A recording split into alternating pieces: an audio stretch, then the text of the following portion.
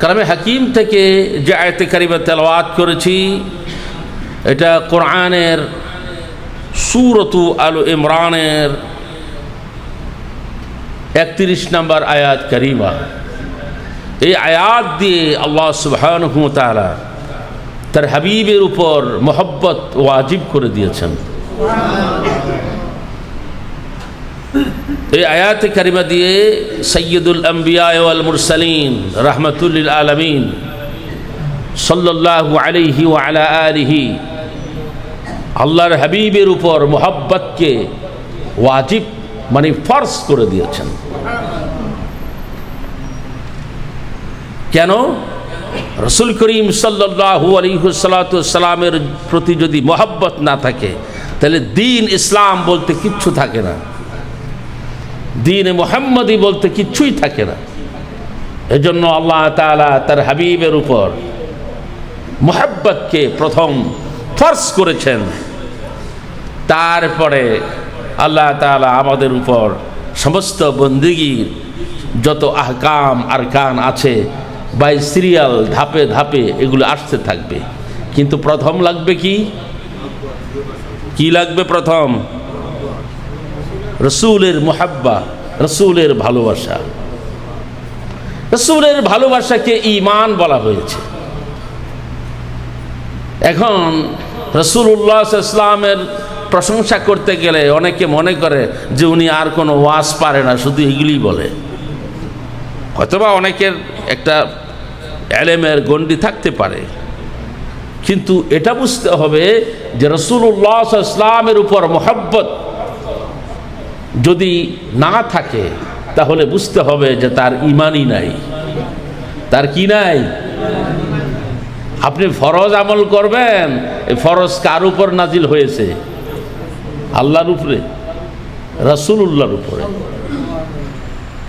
কোরআন কারীম কে আল্লাহ তাআলা তার হাবিবের উপর নাজিল করেছেন। আগে কোরআন না আগে রাসূল? কথা বুঝার চেষ্টা করতে হবে। আগে রাসূলুল্লাহ, তারপরে কোরআন। সুবহানাল্লাহ। কোরআন তো নাজিল হয়েছে হেরা গুহাতে, কিন্তু রাসূল করিম সাল্লাল্লাহু আলাইহি ওয়াসাল্লাম সৃষ্টির শুরু থেকেই আল্লাহর নবী। সুবহানাল্লাহ। এটা হাদিস শরীফ, কুনতু নাবিয়্যান ওয়া আদামু বাইনাল মাই ওয়াত তিন, যে আমি তখন থেকে নবী যেদিন হযরত আদম আলাইহিস সালাম মাটি এবং পানি কাদার মধ্যে ছিল। মানে হযরত আদম আলাইহিস সালামের তখনও স্ট্রাকচারই বানানো হয় নাই, তখন থেকে আল্লাহর নবী নবী ছিলেন। সুবহানাল্লাহ। তাহলে কোরআন দূরের কথা, নবী আম্বিয়া দূরের কথা, হযরত আদম দূরের কথা, রাসূল করিম সাল্লাল্লাহু আলাইহি ওয়াসাল্লাম তখন থেকেই নবী। যখন আল্লাহ তাআলা তার সৃষ্টিকে, তার মখলুকাতকে সৃষ্টি করেছেন, তখন থেকেই নবী। আলমে আরওয়াতে রাসূলুল্লাহ সাল্লাল্লাহু আলাইহি ওয়াসাল্লাম যে উনি নবী হবেন, সমস্ত নবী আম্বিয়াদের কাছ থেকে আল্লাহ তাআলা স্বীকৃতি নিয়েছেন। বলছে কেন? আল্লাহ নবী সাল্লাল্লাহু আলাইহি ওয়াসাল্লাম যে নবী হয়ে আসবেন, তাহলে পূর্ববর্তী নবীদের কাছ থেকে স্বীকৃতি নেওয়ার কারণটা কি?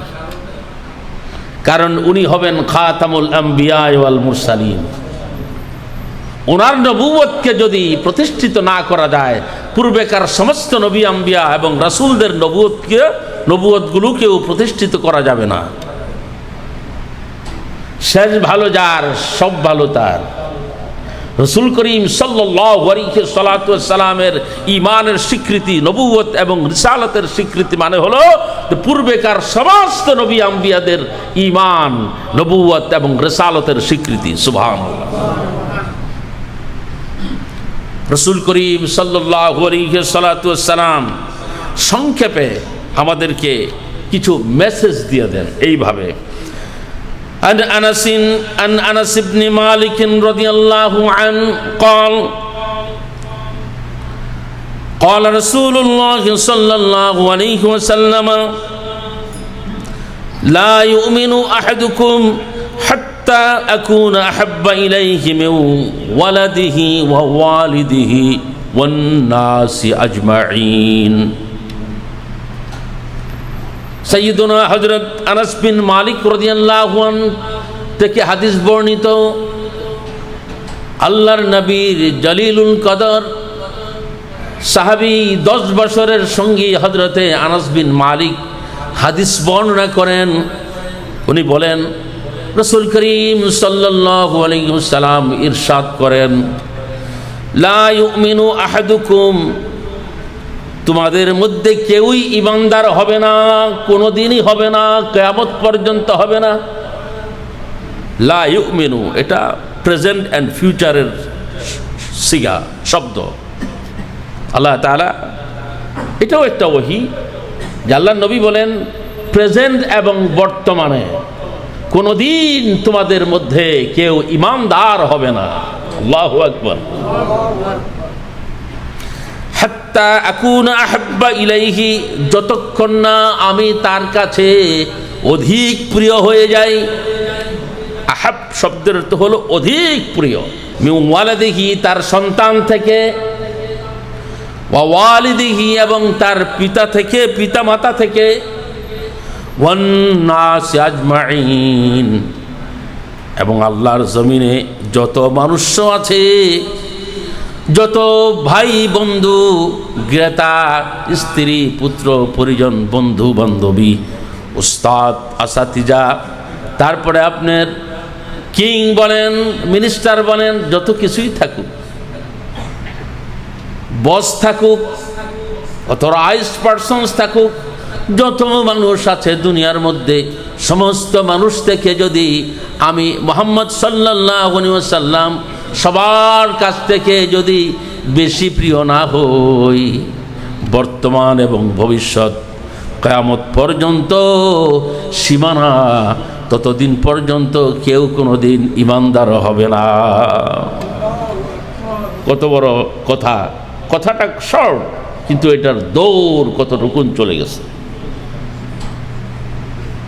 আমাদের সবচেয়ে আপনকে আমাদের পিতা, আমাদের সন্তান, আমাদের মাতা, এই তো সবচেয়ে আপনকে আমাদের সন্তান, আমাদের পিতা মাতা সবচেয়ে আপন কি না? তারপরে আমাদের স্ত্রীগণ আমাদের প্রিয়, আমাদের বস যারা তারা আমাদের প্রিয়, যাদের পিছে পিছে বুঝেন না, তেল না মারলে চাকরি ঠিক থাকে না। বস, বস মানে হে লস, জানি বস হইল হে লস করলো। এর মানে হলো আল আবিরু জুবিহা বিগাইরে সিকিন, কয় তাকে চাকু ছাড়া জবাই করা হয়। কাকে? জানি বস হয়। চাকু ছাড়া জবাই যদি কোনো ব্যক্তি থাকে সে হলো তার বস, কারণ তার অধীনস্থদের উপর এমন কিছু কার্যক্রম করে সে জালেম হয়ে যায় এবং তার অধীনস্থ মানুষ মজলুম হয়। জন্য কিতাবে আসছে মানে আল মাদবুহু বিগাইরি সিকিন, যে চাকু ছাড়া তাকে জবাই করা হয়, মানে হলো তাকে দেখতে বস কিন্তু ভিতরে ভিতরে সে জবাই হয়ে গেছে। বুঝছে কি বলে? সে এমন কিছু অপরাধ, এমন কিছু ক্রাইম, এমন কিছু দায় দায়িত্ব তার অধীনস্থ মানুষের উপর চাপাই দেয়, সে যেন ওই মানুষটাকে খুন করলো, খুনি হিসেবে আল্লাহ তাআলার কাছে সাব্যস্ত হবে। কিন্তু বাধ্য হয়ে যারা বস তাদের কাছে পিছনে পিছনে চলতে হয়, লালাইতে হয়, কত বজ্জে কত গুনাহের কাজ করে। পেপার পত্রিকা বললে দেখা যায় কত বজ্জায় তাদের অধীনস্থ মহিলা পুরুষদেরকে কুপ্রস্তাব দেয়, এগুলি পেপার পত্রিকা আসে। বিশেষ করে মহিলাগুলো, আমাদের বোনেরা যে দেশেরই হোক, আপনার মহিলাগুলো অধীনস্থ বসদের কাছে খুবই মাজলুম হয়। অনেকে লজ্জার কারণে বলতে পারে না, অনেকে আবার লজ্জার শরম খাইয়া এগুলি বলতে থাকে। ফেসবুকে একটা চ্যাপ্টার আছে আপনার সাহসী কণ্ঠ। এই সাহসী কণ্ঠের মধ্যে অনেক মহিলারা এসে বলতে থাকে যে তাদের কোন বস কোন জায়গায়, কোন আপনার চলচ্চিত্র পর্যায়ের এগুলি বেশি হয়, তারপরে কোন গার্মেন্টসের কোন বস কারে কোন কোন কুপ্রস্তাব দিছে এগুলি প্রকাশ হচ্ছে এখন সব। তাহলে এর মধ্যে আবার ভালোও আছে, আমরা ভালোগুলিকে গ্রহণ করব। কেমন? এর মানে হলো তোমার সন্তান, তোমার মাতা পিতা এবং দুনিয়ার সমস্ত মানুষ থেকে, এর মধ্যে সব আছে, স্ত্রী আছে, পুত্র পরিজন, ভাই বন্ধু, কিংস, প্রেসিডেন্ট, মিনিস্টার, সবই আছে। আল্লাহর হাবিব বলেন সমস্ত মানুষ থেকে যতক্ষণ না হাত্তা মানে হলো আল গায়া, একটা সীমানা, যতক্ষণ পর্যন্ত না আমি মুহাম্মদ সাল্লাল্লাহু আলাইহি ওয়াসাল্লাম সবার কাছ থেকে আমি বেশি প্রিয় না হই, ততদিন পর্যন্ত কোনোদিন তোমরা ঈমানদার হবে না। এখন বস কয়, মহিলাদেরকে কয় হেজাব যদি না পরো, হেজাব যদি না ছাড়ো চাকরি করা যাবে না। বাধ্য হয়ে হিজাব ছেড়ে দিয়ে বসের মন তুষ্ট করতে হয়। দাড়ি যদি না ছাঁটাই করো, না চাচো, চাকরি করতে পারবে না। বাধ্য হয়ে বসের মনোরঞ্জন করতে হয়, এমন বাধ্য হয়ে দাড়ি হলক করতে হয়, বাধ্য হয়ে অনেক গুনাহের কাজ করতে হয়। আল্লাহর হাবিব বলেন তাইলে তুমি তোমার বসকে মহব্বত করলা, মুহাম্মদ আমিনের সাথে নাফরমানি করলা। আল্লাহর হাবিব বলেন মান আসানি দাখালান নার, মান আসানি ফাকাদ আবা, যে আমার সুন্নতের প্রতি সীমালঙ্ঘন করলো সে আমি নবীর সাথে নাফরমানি করলো।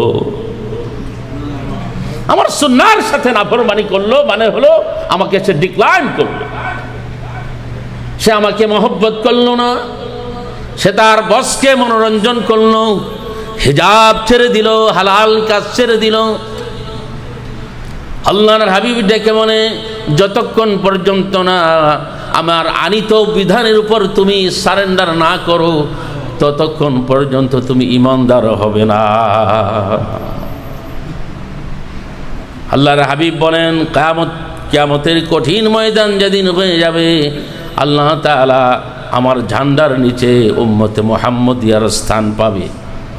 ফেরেশতারা এসে ডেকে বলবেন ইয়া রাসূলুল্লাহ, ইয়া হাবিবাল্লাহ, এই যে দেখুন এই লোকগুলি আপনার উম্মত। বলে হ্যাঁ। বলে তারা নাম্বার 1 ডিসঅবিডিয়েন্ট। কয় তারা আপনার ডিসঅবিডিয়েন্ট ছিল, তারা আপনাকে ডিক্লাইন করেছে, আপনার সুন্নাহর উপর তারা জুলুম করেছে।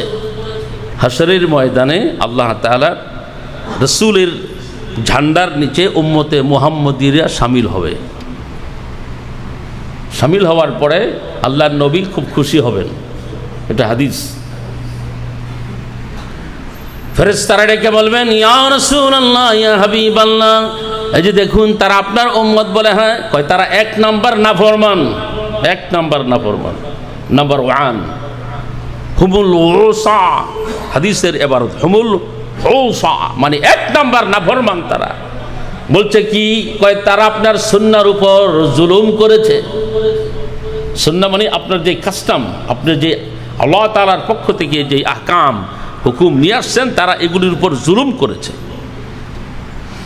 বলে তারা কারা? কয় সমাজের তারা আমির ওমারা, তারা সমাজের লিডার্স, তারা সমাজের নেতৃস্থানীয় ব্যক্তিবর্গ। আল্লাহ তাআলা তার হাবিবকে বলে দিবেন হাবিব হে, আপনাকে তো আমি রাহমাতুল লিল আলামিন করে পৃথিবীতে প্রেরণ করেছিলাম, কিন্তু তারা আপনার সুন্নাহর উপর গুস্তাখি করেছে, বেয়াদবি করেছে, তারা বেদাত করেছে, আপনার উপর জুলুম করেছে। সুতরাং আপনার দল থেকে তাদেরকে আউট করে দেন, অটোমেটিক তাদের দল থেকে রাহমাতুল লিল আলামিনের জামাত থেকে তাদেরকে আউট করা হবে। আমরা সকলেই বলি নাউযুবিল্লাহ, বলি আস্তাগফিরুল্লাহ। এই হাদিসটা সকলেই জানেন, বুখারী মুসলিম শরীফের হাদিস। হাসরের দিন মানুষ যখন পিপাসার্ত হবে, আল্লাহর নবী মানুষদেরকে কাউসারের পানি বন্টন করবেন। এটা সবাই জানি, এটা শুনতে শুনতে কয় হুজুর এই ওয়াজ শুনতে শুনতে পুরো হয়ে গেছি। আসল কথাটা কদ্দুর মানি এখন বলবো। এটা রাহমাতুল লিল আলামিন বলবেন, যারা পিপাসার্থ আছো, যারা ঈমানদার, তোমরা লাইনে দাঁড়িয়ে যাও। আল্লাহ তাআলা আসমানের তারকা সমতুল্য বেশি জান্নাতি পেয়ালা দিবেন, কাপ দিবেন। কুদরতিভাবে আল্লাহর হাবিব কাউসারের পানি ডিস্ট্রিবিউট করতে থাকবেন। সুবহানাল্লাহ পড়েন। কাউসারের পানি হলো খুবই পবিত্র এক পানি, দুধের চেয়ে সাদা। দুধের চেয়ে সাদা যদি আপনার পানি আইন না দেয়, আপনি এটা পানি খাইবেন? খাবেন? পানি কি দুধের চেয়ে সাদা? পানি কি দুধের চেয়ে সাদা? কিন্তু কাউসারের পানি দুধের চেয়ে সাদা। সুবহানাল্লাহ। আল্লাহর হাবিব ডেকে বলেন, আল হাউদু তাহতা মিম্বারি, আমার মিম্বরের নিচে আমার হাউজে কাউসার। সুবহানাল্লাহ পড়েন। হাউজে কাউসার কোথায়? রাসূলুল্লাহর মিম্বর দেখছেন না মসজিদে নববীতে? এটার নিচে হাউজে কাউসার। সুবহানাল্লাহ। আল কাবরু রাউদাতুম মা বাইনা বাইনি ওয়া মিম্বারি রাউদাতুম মির রিয়াদিল জান্নাহ, আল হাউদু তাহতা মিম্বারি। আল্লাহর হাবিব বলেন, আমার মসজিদ এবং মিম্বারের মাঝখানে হলো জান্নাতের বাগান। জান্নাত, রিয়াদুল জান্নাহ মানে জান্নাতের বাগানের একটা টুকরা।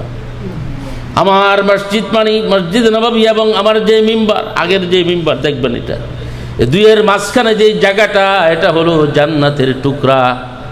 আর আমার যে তোমরা মিম্বার দেখো আমার সাহাবীরা, আল হাউদু তাহতা মিম্বারি, হাউজে কাউসার আমার মিম্বারের নিচে। আল্লাহর নবীর পায়ের নিচে হাউজে কাউসার। আল্লাহু আকবার। ওই যে আমি যখন মিম্বারে বসি, আমার পায়ের নিচে মিম্বরের সিঁড়ি থাকে কিনা, এরকম রাসূল সাল্লাল্লাহু আলাইহি ওয়াসাল্লাম যখন মিম্বরে বসতেন, তার পায়ের নিচে হাউজে কাউসার। সুবহানাল্লাহ।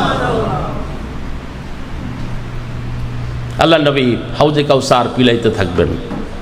কত খুশি যে আমার উম্মতদেরকে আমি হাউজে কাউসারের পানি ডিস্ট্রিবিউট করছি। খুশির কথা না বন্ধুগণ? রহমতের ফেরেশতারা আসবেন ঝাঁক বেঁধে, দল বাইদা আসলে এটা বেশি গ্রহণযোগ্য হয়, একজনের কথা কম গ্রহণযোগ্য। জামাতের সামনে কথা বললে একটা গুরুত্ব বেশি। যেমন এই যে মানুষ পার্সোনালভাবে কারোর কাছে যদি ডোনেশন চান, দিবে না, কিন্তু মানুষের সামনে যখন চায় তখন দেয়। এটা আলাদা একটা হিকমত। তা আল্লাহ তাআলা এক জামাত ফেরেশতা পাঠায় দিবেন, যেন আল্লাহর নবী কথাটা বিশ্বাস করেন। সুবহানাল্লাহ পড়েন। প্রত্যেকটা কথার পিছনে কত হিকমত দেখেছেন। হযরত জিবরাইল আমিনকে শুধু পাঠায় দিলে পারতেন না, কিন্তু এটা করবেন না। হাদিস শরীফের মধ্যে আসছে, এক জামাত রহমতের ফেরেশতা আসবেন। বলে কারা কারা?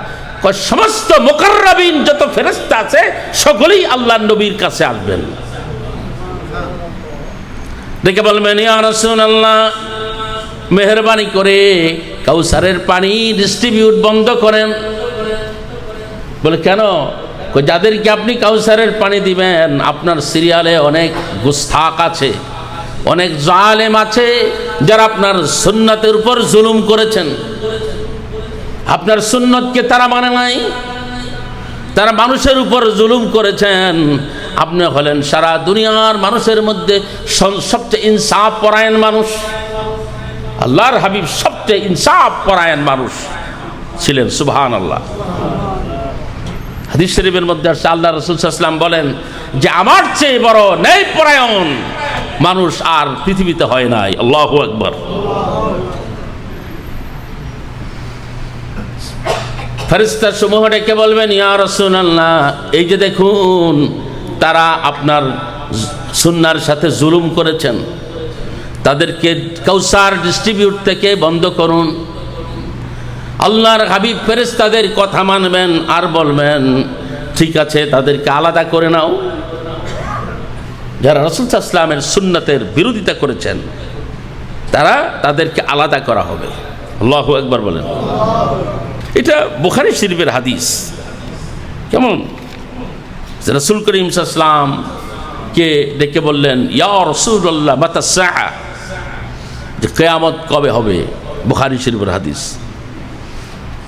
সাহাবী বলতেছেন কিয়ামত কবে হবে? তো কিয়ামত কঠিন বিষয় না? কিয়ামত তো একটা মর্মান্তিক, একটা কঠিন সময়। আল্লাহর হাবিব বলেন, মা আ'দাত্তা লাহা, কিয়ামতের জন্য কি প্রস্তুত করেছো, মানে কি আমল করেছো, কিয়ামতের জন্য তোমার পুঁজি কি? এজন্য আমি বলি, আমরা যে কবরে যাব, কবরের জন্য আমাদের কি পুঁজি? কিয়ামত তো দূরে, এই যে কবরে যাব কিছুদিন পরে, খুব কাছে না কবর? খুবই কাছে। তো কবরে যে যাবো, কবরের জন্য কি প্রিপারেশন নিলাম? সাহাবী ডেকে বলেন, ইয়া রাসূলুল্লাহ, ইয়া হাবিবাল্লাহ, আমার লাইসা মিন কাসীরিন সালাতিন ওয়ালা সিয়ামিন ওয়ালা সাদাকাতিন, যে আমার জীবনে এমন কোনো বেশি সালাত নাই, সিয়াম নাই, সাদাকাত নাই, ওয়ালাকিন্নী উহিব্বুল্লাহ ওয়া রাসূলাহ, কিন্তু আমার একটা পুঁজি আছে, আমার একটা ভরসা আছে, আমি আল্লাহ এবং আল্লাহ রাসূলকে সবচেয়ে বেশি মহব্বত করি। সুবহানাল্লাহ পড়েন। বুখারী শরীফের হাদিস। আল্লাহর নবী ডেকে বলে, সাহাবী জেনে রাখো, আল মারউ মা'a মান আহাব্বা, জেনে রাখো, যে যাকে ভালোবাসে সে তার সাথে থাকবে। তুমি যদি রাসূলুল্লাহকে ভালোবাসো, তুমি রাসূলের সাথেই থাকবে। সুবহানাল্লাহ পড়েন। এক সাহাবীর নাম ছিল সাওবান। এটা হলো সাওবান মাওলা রাসূলুল্লাহ সাল্লাল্লাহু আলাইহি ওয়াসাল্লাম। সাহাবীর নাম হলো সাওবান, উনি হলো রাসূল সাল্লাল্লাহু আলাইহি ওয়াসাল্লামের গোলাম। রাসূল সাল্লাল্লাহু আলাইহি ওয়াসাল্লাম তাকে কিনে এনে তাকে মুক্ত করে দিয়েছেন। সুবহানাল্লাহ পড়েন। রাসূল সাল্লাল্লাহু আলাইহি ওয়াসাল্লামের জীবনে অনেক এরকম ঘটনা ঘটেছে। আগে তো দাস ছিল বাজারে, গরু ছাগলের মতো দাস বিক্রি হতো। নবীর সাহাবীরা তাদেরকে কিনে এনে আল্লাহ রাসূলের সামনে আজাদ করে দিতেন, মুক্ত করে দিতেন। তো এর মধ্যে একজনের নাম হলো সাওবান। নাম কি? সাওবান। কানা সাওবানু মাওলা রাসূলিল্লাহ সাল্লাল্লাহু আলাইহি ওয়াসাল্লাম। মাওলা মানে হলো দাস। মাওলা শব্দের অনেক অর্থ। মাওলা মানে মালিক, মাওলা মানে মনিব, মাওলা মানে দাস, মাওলা মানে প্রিয় বস্তু। যেমন আপনারা আমাদেরকে মাওলানা ডাকেন, মানে হলো আমাদের প্রিয় মানুষ। মাওলানা মানে কি? আবার মাওলা মানে হলো আমাদের রব। ও আনতা মাওলানা ফানসুরনা আলাল কওমিল কাফিরিন। তো মাওলা শব্দের অসংখ্য অর্থ, একটা অর্থ নিয়ে বসে থাকলে হবে না। কানা সাওবানু মাওলা রাসূলিল্লাহ সাল্লাল্লাহু আলাইহি ওয়াসাল্লাম। সাওবান লিখে বলে, ইয়া রাসূলুল্লাহ, ইয়া হাবিবাল্লাহ, আপনার দরবারে আসছি। আল্লাহর নবী ডেকে বলে, সাওবান, তোমার মনের ওয়ালাকাদ গায়্যারা লাউনুক, তোমার চেহারা বিবর্ণ দেখতে, আমি তোমার চেহারা বিবর্ণ দেখতে পাচ্ছি। তোমার চেহারার মধ্যে কোনো আলো নাই, একটু মলিন মলিন লাগতেছে। কারণটা কি? তুমি কি অসুস্থ নাকি? না তোমার মধ্যে কোনো বড় বেমার আছে, বড় অসুস্থতা আছে, রোগ ব্যাধি আছে? হে সাওবান। সাওবান ডেকে বলে, ইয়া রাসূলুল্লাহ, আমার মধ্যে কোনো রোগ নাই, বেমার নাই, কোনো ব্যথা নাই, কিন্তু সাওবান রে, তোমার মুখের চেহারা এরকম মলিন দেখা যাচ্ছে কেন? আল্লাহর নবীকে সাওবান ডেকে বলে, ইয়া রাসূলুল্লাহ, কিছুদিন পরে তো আপনি পৃথিবী থেকে চলে যাবেন, পর্দা করবেন, ইন্তেকাল করবেন, ওফাত হয়ে যাবে। আমার ওফাত হবে, আপনার ওফাত হবে, কিন্তু আপনার ওফাতের পরে আপনার স্থান হবে নবী আম্বিয়াদের সাথে, সালিহিন, সিদ্দিকিন, শাহাদাদের সাথে। কিন্তু আমি সাওবানের অবস্থা কোথায় যাবে? আল্লাহু আকবার বলবেন না? আমার সাওবানের অবস্থা কই, কি হবে তখন? আমি এই চিন্তায় আমার চেহারা বিগড়াই গেছে। এই চিন্তা আমাদের আসেনি? মৃত্যুর পরে কোথায় যাবে? মৃত্যুর পরে আমার কবর খেয়ে যাবে? মৃত্যুর পরে আমার ফ্যামিলি, আমার আর বাড়িগুলি যদি ইয়াং থাকে তাইলে তো 4-5 মাসও যায় না, শাদি আরেকটা করে বলায়। সাওবান ডেকে মনে, ইয়া রাসূলুল্লাহ, সেদিন আমার অবস্থা কি হবে? আল্লাহর নবী কিচ্ছুই বলেন না। আল্লাহর নবীর একটা কইয়ে দিব আমার মতো, আপনি আইসেন, একটা কইয়ে দিছি আমি, জানা মতোই বলবো। আল্লাহর নবী এটা বলবে না, কিচ্ছু বলেন। আল্লাহর নবীর সুন্নাত কি দেখি, বলতে পারেননি? চুপ থাকা। ক্বালা রাসূলুল্লাহ সাল্লাল্লাহু আলাইহি ওয়াসাল্লাম মান সামাতা নাজা। আল্লাহর হাবিব বলেন, যিনি চুপ থাকলো সে মুক্ত হয়ে গেল, সে মুক্তি পেয়ে গেল। সে গুনাহ থেকে মুক্তি পাইল, সে জান্নাতে গেল। সুবহানাল্লাহ পড়েন। আল্লাহর হাবিব সাল্লাল্লাহু আলাইহি ওয়াসাল্লাম কিচ্ছুই বলছে না। নজর করে দেখেন হযরতে জিবরাইল আমিন চলে আসছে। জিবরাইল আমিন দাহিয়াতুল কারীমের চেহারায় ডেকে বলে, ইয়া রাসূলুল্লাহ, ইয়া হাবিবাল্লাহ, আপনার উপর সালাম, আপনার সাহাবী সাওবানের উপর সালাম। আল্লাহ তাআলা আমাকে সাওবানের খবর দেওয়ার জন্য আমাকে পাঠিয়ে দিয়েছেন। ইয়া রাসূলুল্লাহ।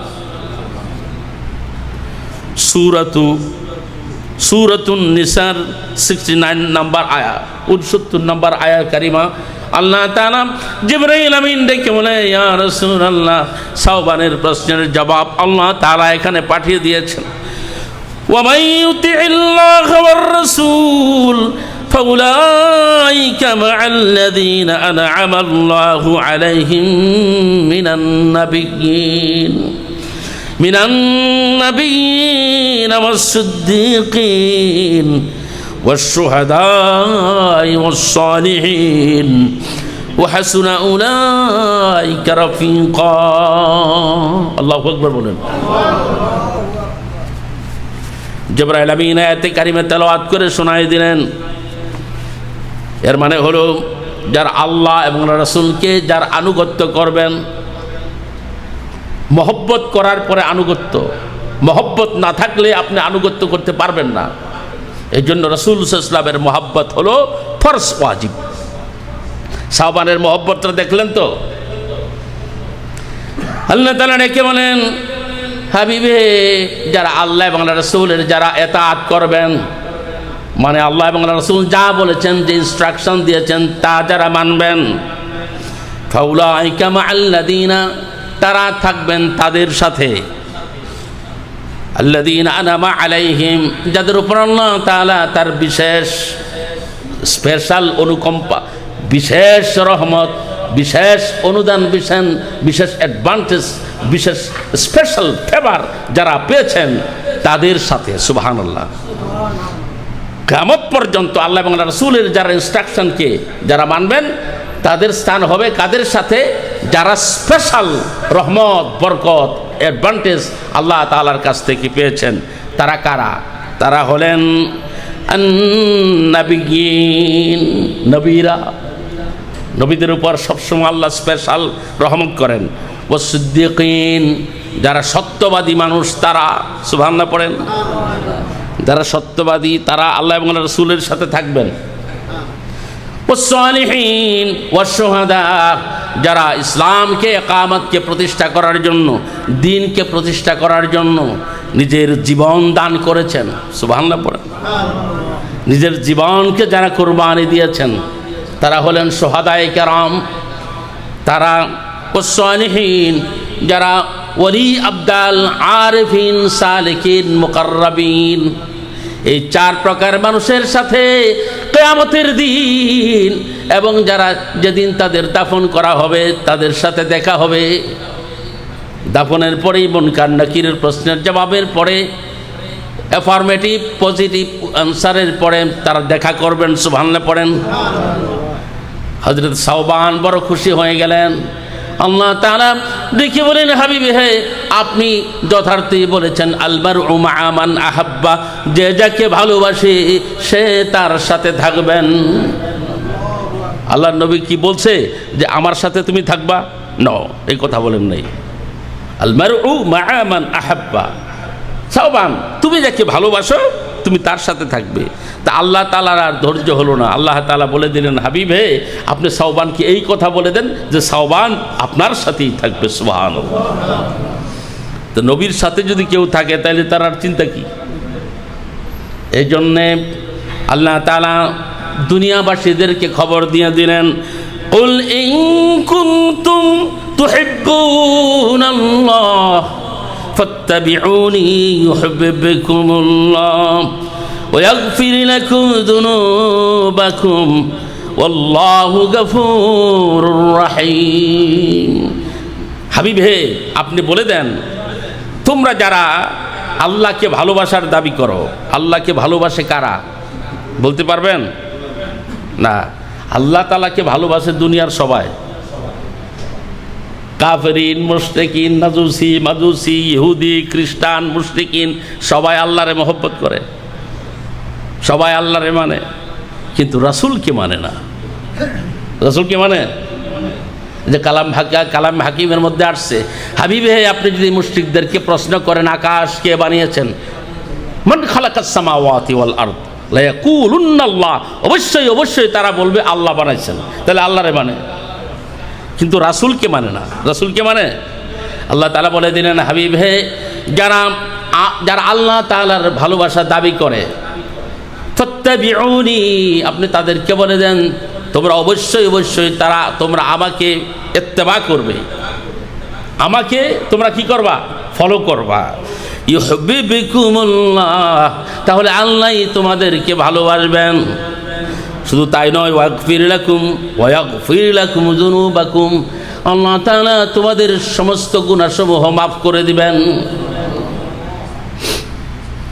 এখানে অনেক হাদিস আছে সাহাবীদের এক্সাম্পল অনুসারে।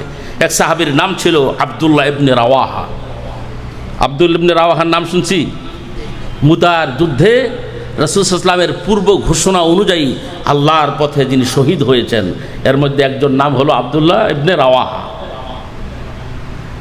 রাসূল সাল্লাল্লাহু আলাইহি ওয়াসাল্লাম মসজিদে নববীতে এরকম বয়ান করছেন, তো সাহাবারা আসছেন চতুর্দিক থেকে, ছোট জায়গা তো অনেক একটুখানি আওয়াজ হচ্ছে, খুব মানে একটু বেশি ক্রাউডেড হয়ে গেছে। তা আল্লাহর নবী বললেন, ইয়াকুলু ইজলিসু, আল্লাহ নবী বললেন, হ্যাঁ আমার সাহাবীরা আপনারা বসেন। আব্দুল্লাহ ইবনে রাওয়াহা বহুদূর থেকে এই আওয়াজ শুনেছেন। আব্দুল্লাহ ইবনে রাওয়াহা বহুদূর থেকে আওয়াজ শুনেছেন, যেখানে আওয়াজ শুনেছেন সেখানেই বসে গেছেন। সুবহানাল্লাহ পড়েন। বহুদূর সালাতের পরে খবর হয়ে গেল, ইয়া রাসূলুল্লাহ, আব্দুল্লাহ ইবনে রাওয়াহা ওই যে দেখুন ওই জায়গায় বসে গেছে। আল্লাহর হাবিব ডেকে বলে, আব্দুল্লাহ ইবনে রাওয়াহা রে, তুমি তো মসজিদে নববীর আমার কাছে আসলা না।